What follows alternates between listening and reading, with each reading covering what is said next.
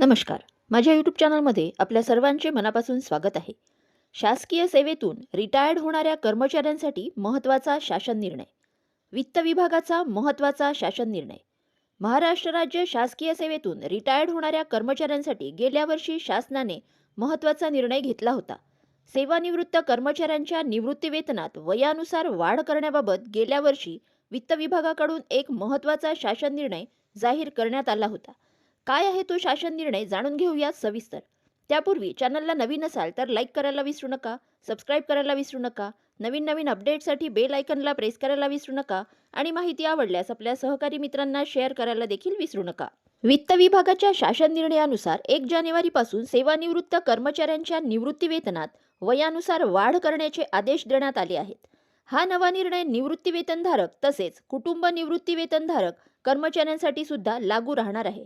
वित्त विभागाच्या निर्णयानुसार वय वर्ष 80 ते 85 दरम्यानच्या सेवानिवृत्त कर्मचाऱ्यांच्या मूळ वेतनात 20% एवढी वाढ केली जाणार आहे. तसेच वय वर्ष 85 ते 90 दरम्यानच्या सेवानिवृत्त कर्मचाऱ्यांच्या मूळ वेतनात 30% एवढी वाढ करण्यात येणार आहे. वय वर्ष 90 ते 95 दरम्यानच्या सेवानिवृत्त कर्मचाऱ्यांच्या मूळ वेतनात 40% वाढ करण्यात येणार आहे. यावेळेस वय वर्ष 95 ते 100 दरम्यानच्या सेवानिवृत्त कर्मचाऱ्यांच्या मूळ वेतनात 50% वाढ करण्यात येणार आहे.